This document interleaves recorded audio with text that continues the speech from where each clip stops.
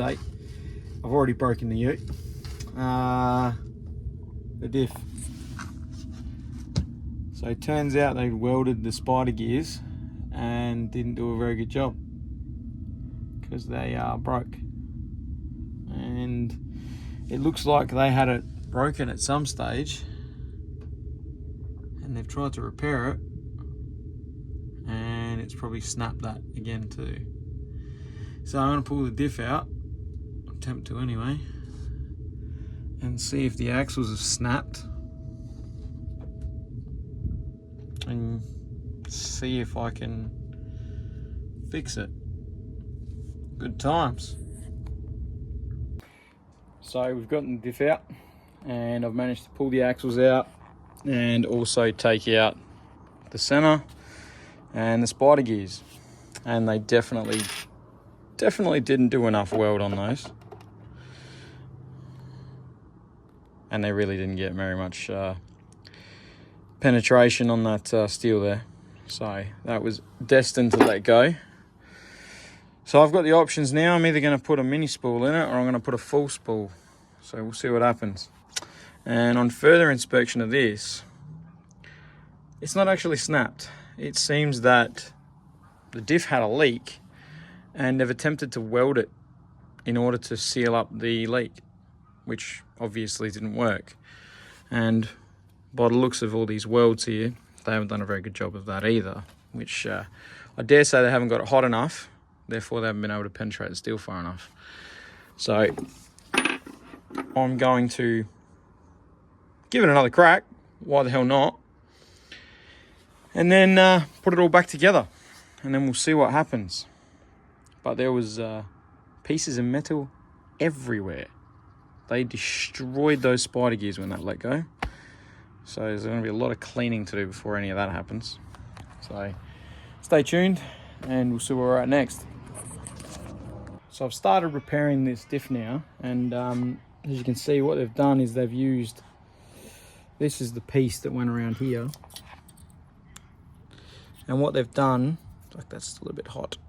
What they've done is they've welded right on the edge of this bit of metal, and you can look how thin this is. There's no body to that at all. So that's obviously cracked super easy, and they've obviously burnt a lot of it away. So what I've done is I've taken the ring off the whole way around, and now I'm going to build up a nice decent weld inside here that's hopefully going to hold and structure all this a little bit better. I've also filled in these two holes here because they were leaking out of that too. So I can only give it a try, give it a crack, and then see what happens. But I think what I'm going to do once I've done this is I'm going to get a full spool for it and just drop in a full spool. I think it's going to be a lot easier, a lot less headaches down the future, as a full spool is a hell of a lot stronger than a mini spool, and obviously a weldy. So yeah, that'll be next. I think that looks a lot better. I think you could say that that's a lot better than what they did. Hopefully, with any luck, that'll do the trick. Not bad for a yarder. All right, so I've finally taken this diff apart, and it's been an absolute nightmare. So I actually had to, I've been trying to press these bearings out. I used the puller, wherever that is now, this thing. Attempted to use a puller, and it bent it, so that didn't go to plan. So I actually ended up having to cut the actual ends off the diff center. There's one, there's the other one, that was too hot to touch. And then I had to set them up, in the press to press them out. And it was a nightmare. But I finally got them out. Now time to press them onto the spool.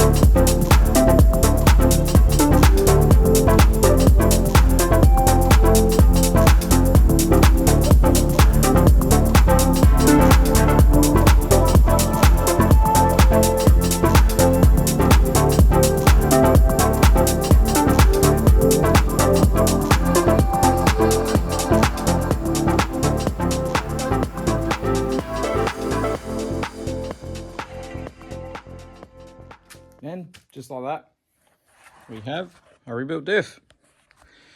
Ready to go back in the car. So, tomorrow, hopefully get this thing back in. We'll put the new suspension in, which is here. All new setup. And then she might be able to move under her own power again. Beautiful. She's finally done. Well, she's finally all put back together. Diff's all working. Everything's good on it. She drives and she's now good to go. Next step, we've got to rip out all the stuff inside. We've got a seat. We've got some rails from Crank Motorsport here. Still undecided whether or not I'm actually going to use this seat. I've got 2 OMP seats that I may use instead. But hydro's here. All wrapped up.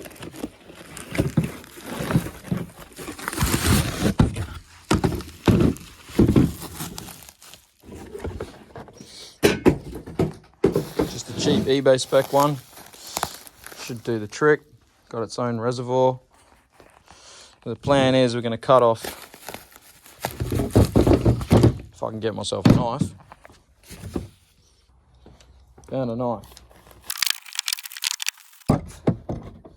So that's the handbrake. It is a reverse one, so that I can shove all of this underneath of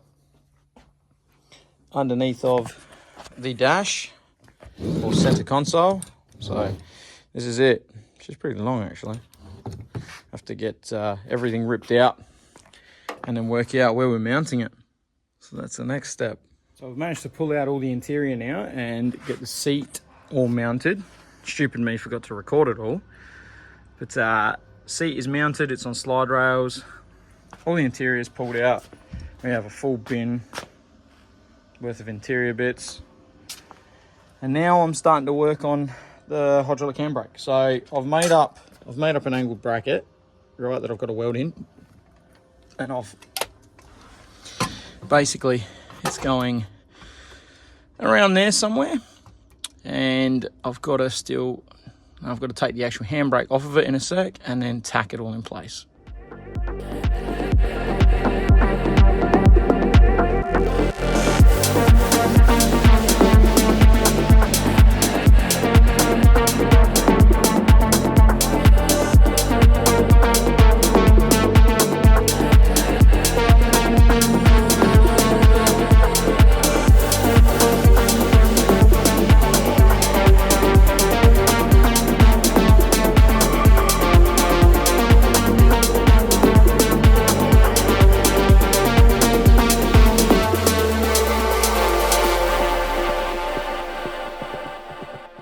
So that will do the job. My welder's actually a little bit fucked. The trigger on it doesn't quite always work. It's got like a funny sweet spot. Some say. Not even doing anything now. It's a bit fucked. So sometimes it can make welding things hard. So I really need to get a new one. But all in all, it might look pretty, but it'll be strong. Next, let's mount it on and then let's see what clearances we've got. Let's see how it feels. And then we can look at plumbing it up. The hydro is now mounted. Let's see how she feels. She's a little bit crooked. A little bit. But I think it'll be okay. Just get the seat all the way forward. It's roughly where I'll sit because I'm short. Just roughly there.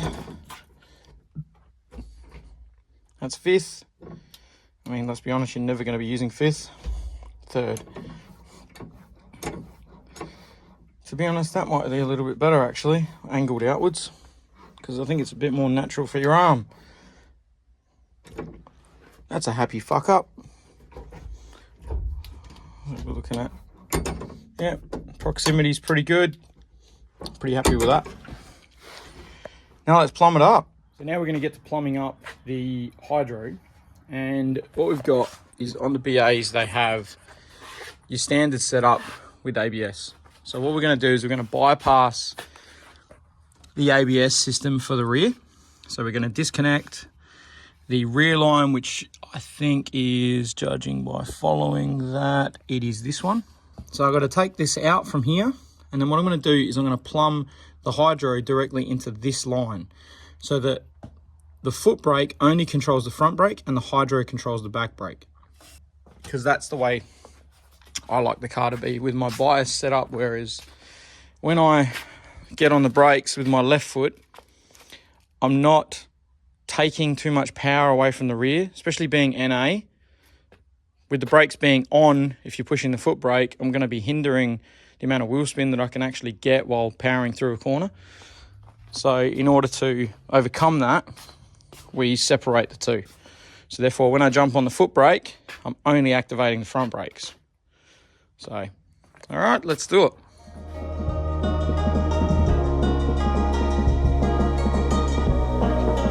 Look, alright, let's just pretend that I got this on the first go.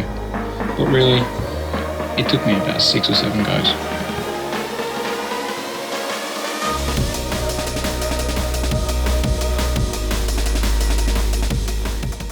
Well, handbrake's in, suspension's all done, new diff's in,